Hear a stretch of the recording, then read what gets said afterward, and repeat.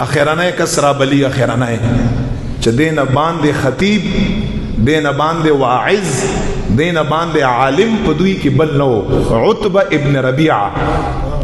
دا ډیر خطرناک سړی په کافرانو کې ډیر زیاتې روپۍ ور سره مالدار او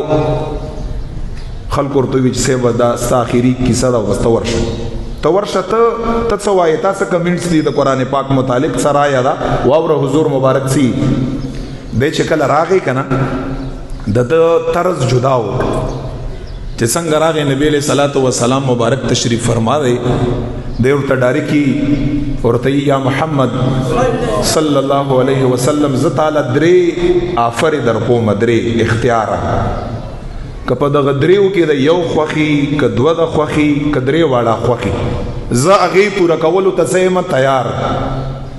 خو کلام پاک تلاوت او دینه په قلار شبس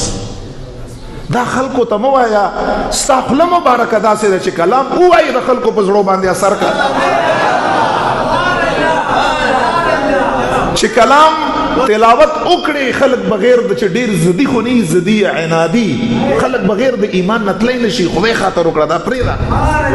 ورته چې بس صفا خبره ارته کومه درې افری اول نمبر تسوي څومره مال غواړي څومره دولت غواړي څومره مال غواړي زه تیار یم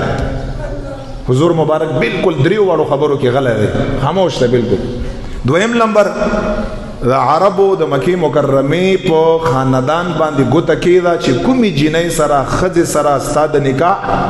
خوخه او اراده یې کنه زید لکوم ورته څوک نیم چې خوخه هغه صاحب ته یي چې زنانو بخپل ځان په تحفه کې ورته پیش کاوه او حضور مبارک ورته وی چې زه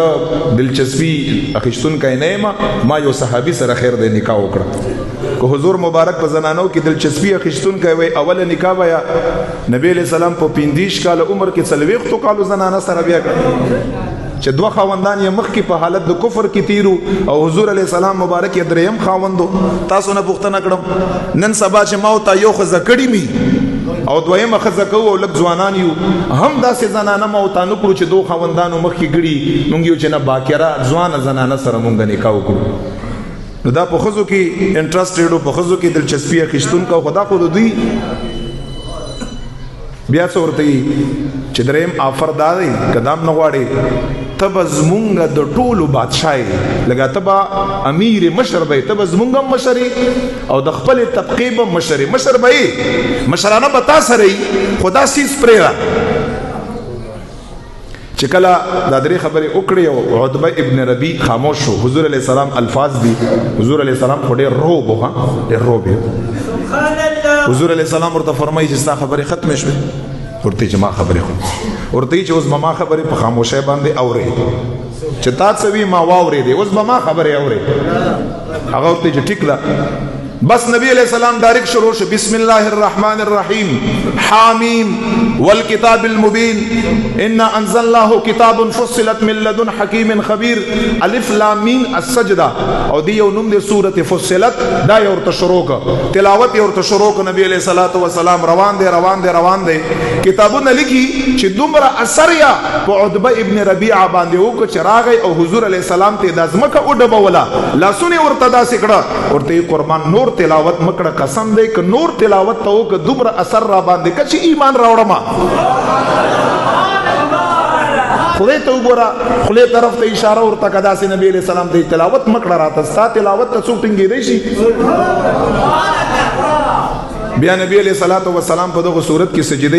سجده آیات ته ورسید سجده یې وکړه او داغه نه پس بیا روچت شو مبارک او دې چې حضور مبارک روچتې ده د اغزه نه تختیدل آیو چې دا کو نور تلاوت ما واورې د بس بیا خو زنشم ټینګې ده ایمان براوړم او دا خو زديانو چې کله خو واپس لاړ د تخلق په انتظار باندې و چې سیب راغی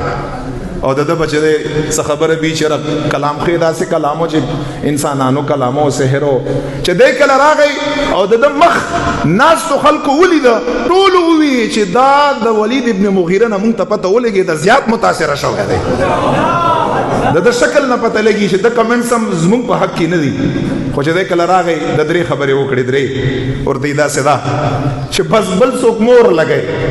ځکه ولید ابن مغیره سخت عنادي او هغه هم مجبور نه ک په ایمان او زم لک سخت عنادي ما زم په ایمان باندې وړه یو محبت ځان ما دې طرف تراوس کبل څوک مور ولګ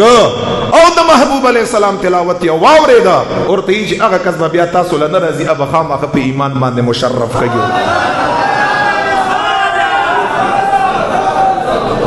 بدا کی صورت دا ترتیب پرې ده ورته تو آیا تا څنګه کلام واورید درې خبرې ورته کړي ورته فرمایي والله ما د الله قسمی چې نه کهانتو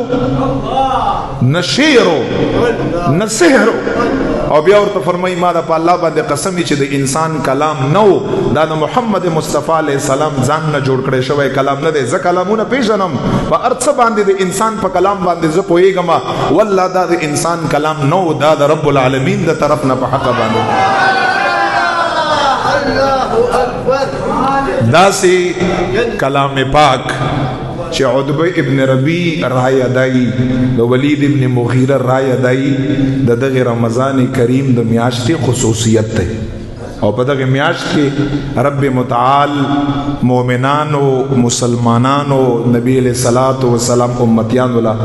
دغه کلام پاک ورکړی